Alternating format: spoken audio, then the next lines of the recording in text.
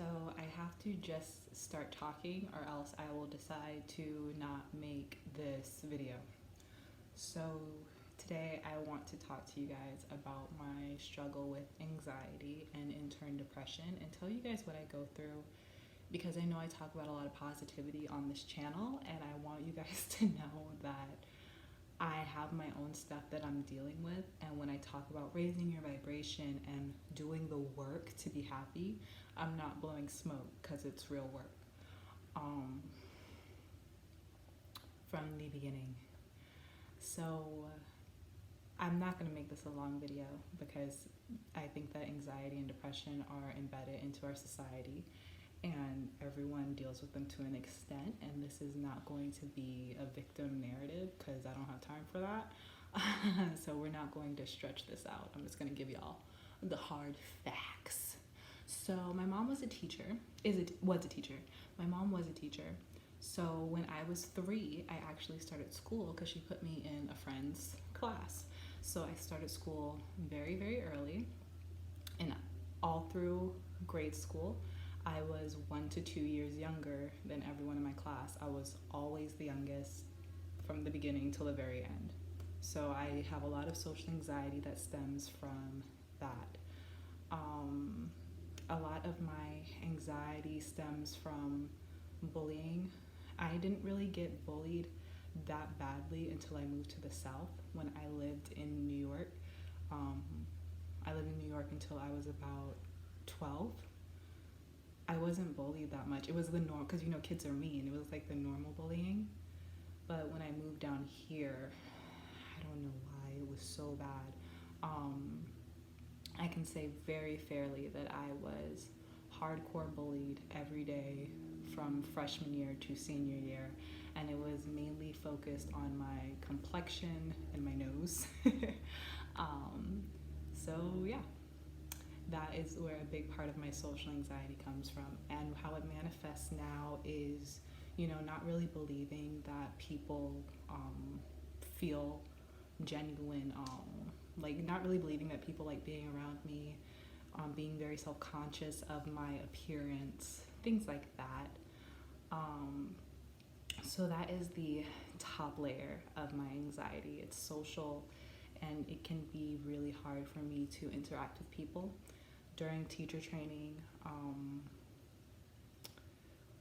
we went on a trip and we had to do something called laughter yoga.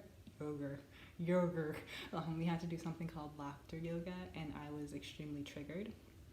And it was one of my first times realizing that I don't do well in rooms of people laughing, because it brings it back to like memories of like groups of people laughing at me. Yeah. So that's where my social anxiety stems from, and that's like the top layer. And then where my actual like anxiety within my body, because my social anxiety is very mental. It's very like overthinking. When I'm talking to people, it's like, do I say this? Do I do this? Do I stand like this? Do I even need to be here? It's very mental. And my social anxiety, I actually think I have a really good hold on. I'm able to breathe through it.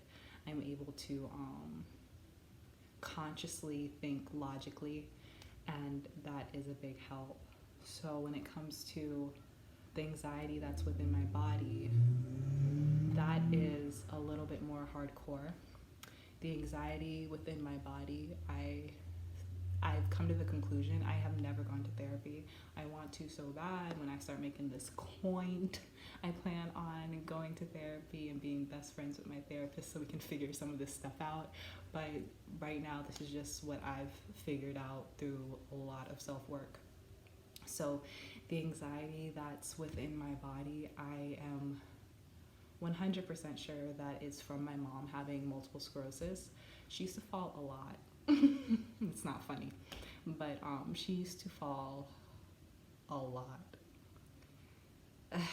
And a lot when I was young, and she was really sick when I was younger. And out of protection, I don't think she talked to me a lot about it. Parents don't want to burden their children with too many adult problems, and I completely get it. But from my perspective, a lot of it was happening from out of nowhere. Like life was fine, and then, oh, I can't see my mom because she's in the hospital. Um, yeah, and then the falling was just always so bad. It was always just so bad because when you're a kid, you don't think your parent is gonna fall, and then like usually when someone who's well falls, they can get right back up, but that wasn't the case with my mom. And like just hearing her scream and stuff like that, it's like that's where a lot of the anxiety in my body comes from, because I was so young that I think that fear, I didn't want to cry. I'm not gonna cry. I don't have time. I just did my makeup. But I think that the fear that was in my body when I was really young, just like being forced into fight or flight so young, so often, I think that my body picked that up. And so now as an adult, in random situations that trigger me, I will feel the anxiety in my body, and that is a lot harder for me to control with positive thinking and breathing. Breathing is the only thing I can do to control it, but it's a lot more difficult as opposed to the social anxiety. So I think that's just normal anxiety, the stuff with my mom and, stuff I experienced when I was younger. So, yes, the reason that I bring this up is because yesterday was really hard for me, and I'm so grateful for all this self-work that I've done, because we're gonna get really honest, we're gonna get really real. I used to be suicidal, I used to self-harm, and I always would hear people say, self-harming, cutting, all that stuff's for white people. But I remember when I was like, I still lived in New York, so I was no older. I was like 10, I was 9 or 10. And I remember my mom was sick, and then I had my first real fight with my mom. Like, you're a young woman growing up, so she was sick. I had my first real fight with her, and like something was going on at school. And like I just had a lot of emotions, and I just remember playing with scissors, and like I didn't know what I was doing, but my mom caught me, and she was like, "What are you doing?" And she just hugged me, and she just told me she loved me over and over. But like I had not seen, at least consciously, I don't remember seeing any examples of anyone self-mutilating or self-harming. And then when I got into high school, that was actually when I started to self-harm.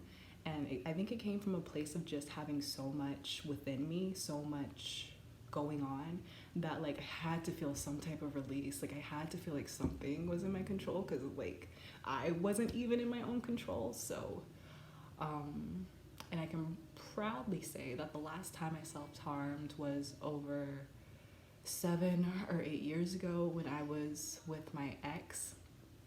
My child is trying to get away with not napping, so if you hear him in the back, just know he's playing his games. He's trying to be all cute, so I'll come swoop him up and no, you're taking your nap, little one.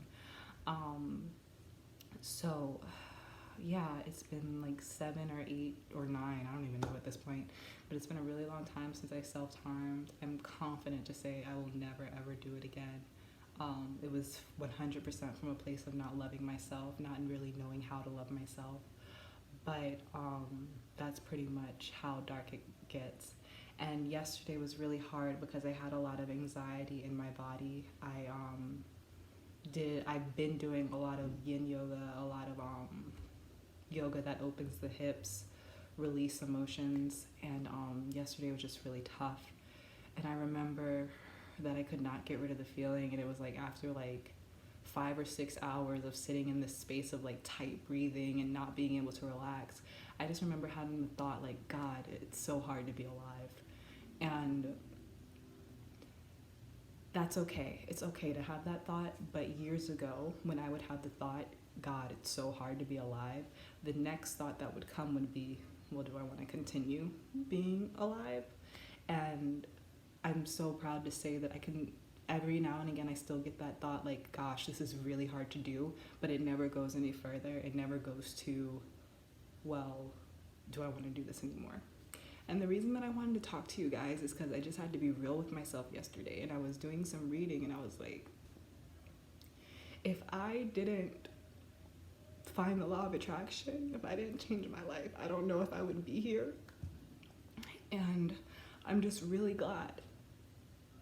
I'm really glad that I stuck it out. And I'm really glad that I worked on healing myself, and I'm really glad that I'm continuing to work on healing myself. And if you suffer from anxiety, if you suffer from depression, then I will tell you that what I do and the place I got to yesterday, what I realized, what always works for me, it doesn't make me feel better, but it works. And when I say it works, that means it just doesn't get any darker. Doesn't mean it gets any better, but it doesn't get any darker.